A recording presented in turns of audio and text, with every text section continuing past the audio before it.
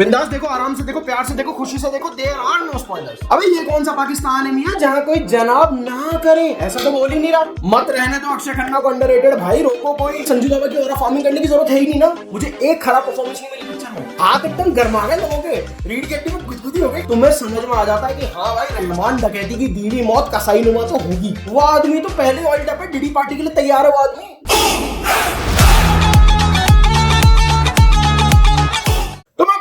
First day first show मेरे शहर के एक मल्टीप्लेक्स में देखने धुरंधर।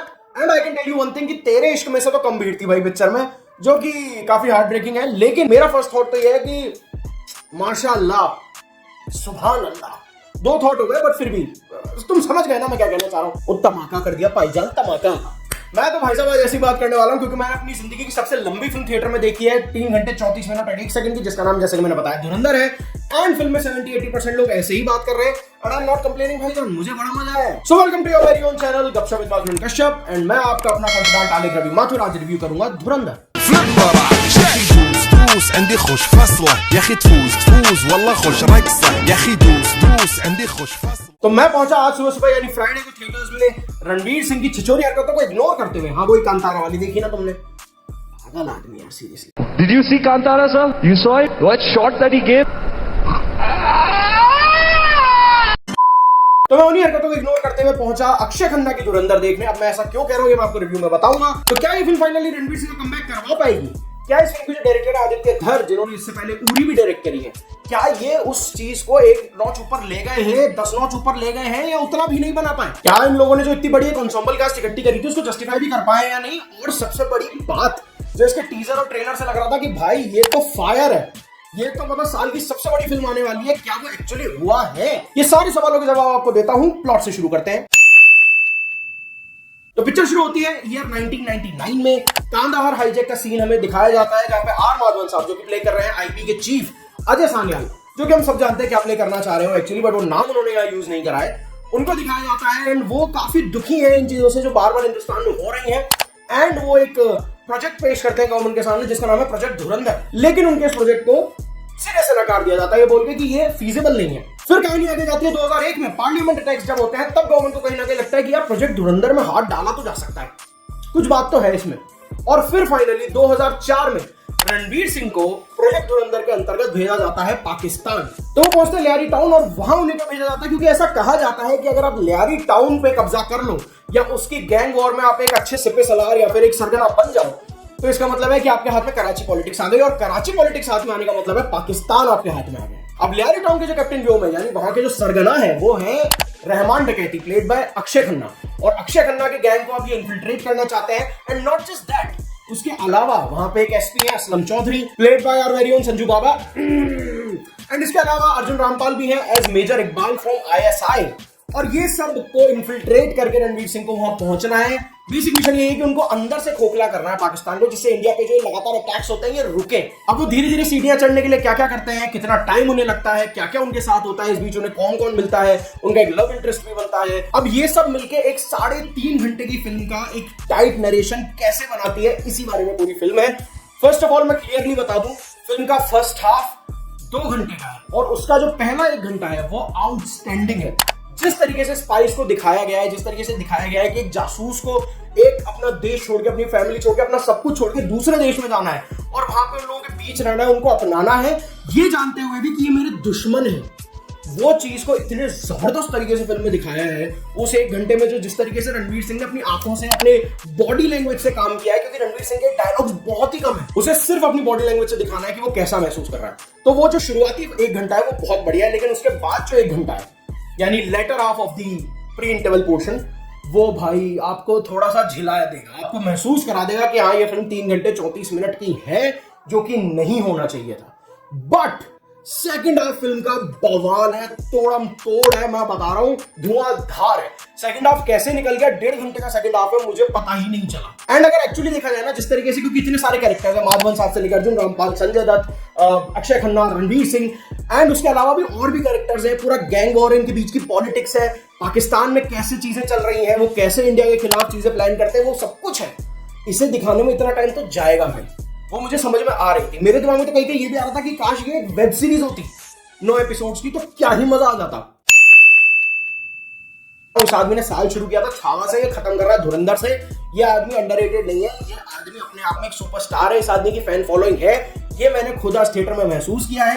जब जब अक्षय खन्ना स्क्रीन पे आ रहा था तब लोगों को मजा आ रहा था, तब तक तालियां बज रही थी, सीटियां बज रही थी। अक्षय खन्ना एज रहमान डकैत इज आउटस्टैंडिंग। अक्षय खन्ना को तुम आजकल देख रहे हो ना, गाल अंदर घुस चुके हैं, थोड़ी हाइट भी कमी है उनकी, पतला दुबला सा आदमी है, लेकिन उस आदमी की ऐसी ऑरा फॉर्मिंग करी है, पर्सनैलिटी, आंखें, वो डायलॉग डिलीवरी, तुम्हें समझ में आ जाता है कि हाँ भाई रहमान डकैती की दीवी मौत कसाईनुमा तो होगी। एक जगह पे उन्हें दो लोगों से लड़ना पड़ता है जो उनसे तिगुने साइज के होंगे। मैं बता नहीं रहा हूँ कौन है, वो आप फिल्म देखोगे आपको पता चलेगा।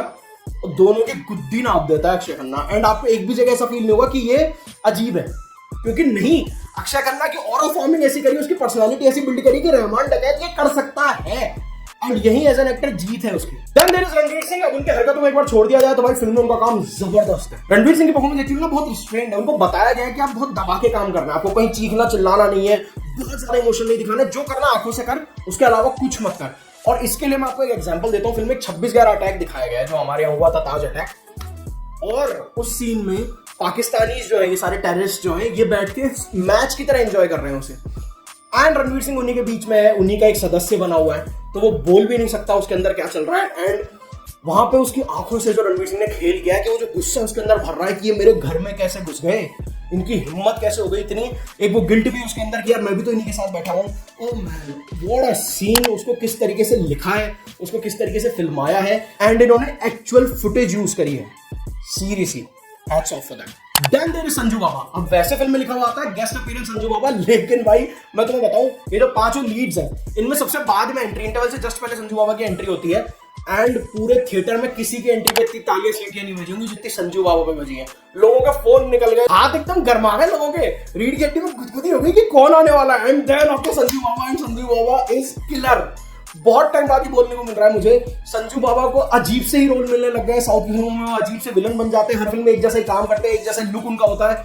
यहाँ पे फाइनली संजू बाबा को अच्छे से यूज किया है, उस पर्सनालिटी को। भाई संजू बाबा की और फॉर्मिंग करने की जरूरत है ही नहीं ना, वो आदमी तो पहले ऑइल्ड अप है, डीडी पार्टी के लिए तैयार है वो आदमी। अच्छा, दो लोग और है फिल्म के लीड में जो कि इस पार्ट में काफी कम दिखे।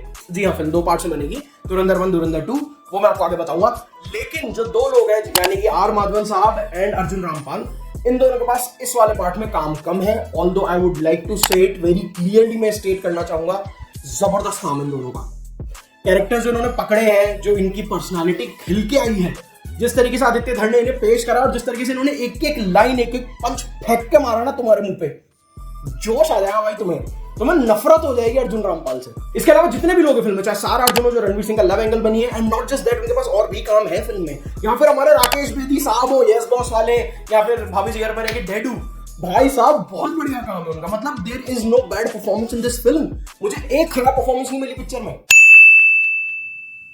अब अगर बात करूं सबसे पहले प्लस पॉइंट्स की, तो डायरेक्शन। आदित्य धर उरी लेवल को 10 गुना कर दिया उस आदमी ने भाई। आदित्य धर ने पूरे टाइम अपनी पकड़ बनाए रखी, और ये उनकी डायरेक्शन की जीत है। एक एक कैरेक्टर को उन्होंने इतना ढंग से निखार के निकाला है आपके सामने, टाइम दिया है, एंड पूरी रेस्पेक्ट दी जो हर एक एक्टर और हर एक कैरेक्टर डिजर्व करता है। एंड जो रूट लिया है भाई, नो नॉनसेंस स्पाई थ्रिलर का, मतलब हमारे देश में वो वाली स्पाई थ्रिलर्स भी काफी बन रही हैं आजकल, जिसमें बिकिनीज होती हैं, बीच डांसेस होते हैं, ऐसी वाली मतलब बिल्कुल out of the world kind of fights होती हैं कि भाई एक को मारा 100 लोग गिर गए, और ये सब वाली फिल्में भी काफी बन रही है हमारे यहाँ स्पाई थ्रिलर के नाम पे, और मैं उन्हें भी इंजॉय करता हूँ अगर वो अच्छे से बनी हो।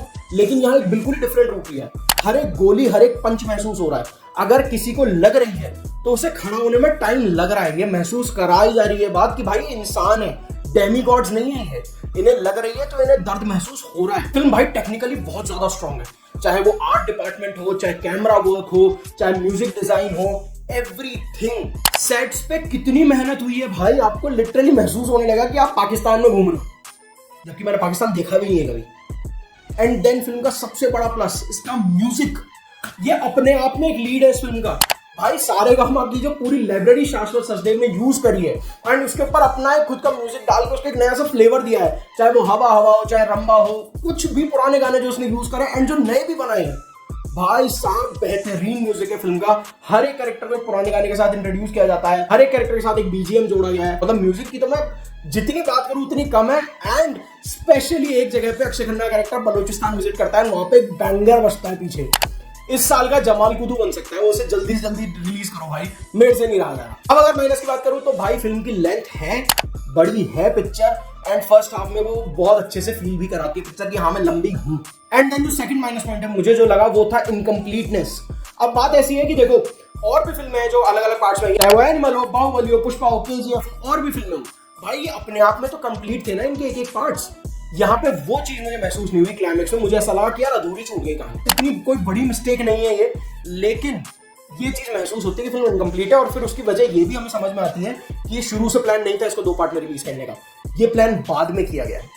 जो इसका पार्ट 2 है यानी धुरंधर 2 वो रिलीज होगी 19 मार्च 2026, बहुत जल्दी आने वाली है। मैं उसको देखने के लिए बहुत एक्साइटेड हूँ। तीसरा माइनस जो मुझे लगा यार फिल्म का ट्रेलर इतना जबरदस्त था, टीजर इतना जबरदस्त था, गाने एक से कितने जबरदस्त आ रहे थे, तो वो जनता कहाँ है जो उस टाइम सोशल मीडिया पे इतना चीख चिल्ला रही थी कि मजा आने वाला है, ये फटने वाला है।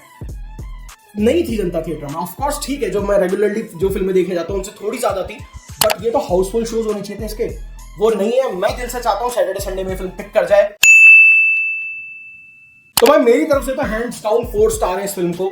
मुझे फिल्म कोई हद पसंद आई है। आधा स्टार में फिल्म का काटूंगा लेंथ की वजह से, जो कि डेफिनेटली फिल्म की महसूस हो रही है। आधा स्टार में नॉट फॉर द इनकम्प्लीटनेस, लेकिन एक चीज की भाई A certificate of course film का। एंड जितनी वायलेंस इस फिल्म में है ना, तुम्हें एनिमल चाइल्ड्स प्ले लगने लगेगा, तुम्हें लगेगा कि वो तो बच्चों का खेलती भाई। इतना वायलेंस इस पिक्चर में, इतना ज्यादा। अच्छा दूसरी चीज, it is not an action film. Action जगह जगह पे है लेकिन कम है। It is basically espionage. ये एक स्पाई थ्रिलर, एक्शन थ्रिलर नहीं है। तो थोड़ा सा मुझे लगा इनसे मार्केटिंग में भी गलती हो गई है वहां पे, बट ओवरऑल मैं तो यही कहूंगा कि भाई जबरदस्त पिक्चर है, आप डेफिनेटली जाओ। लेकिन ये समझ के जाना कि फिल्म में गाली गलौज बहुत ज्यादा है, फिल्म में खून खराबा बहुत ज्यादा है। तो आपके ऊपर है। अब भाई होती है फैमिलीज ऐसी जो देख लेते हैं, हमारी नहीं देख सकती, लेकिन अगर आप देख सकते हो फैमिली के साथ तो देख लो। अदरवाइज अगर आप अकेले भी देखना चाहो तो it is a great watch. आप अपने फ्रेंड्स के साथ जाओ, किसी के भी साथ जाओ, बट देखो इस फिल्म को।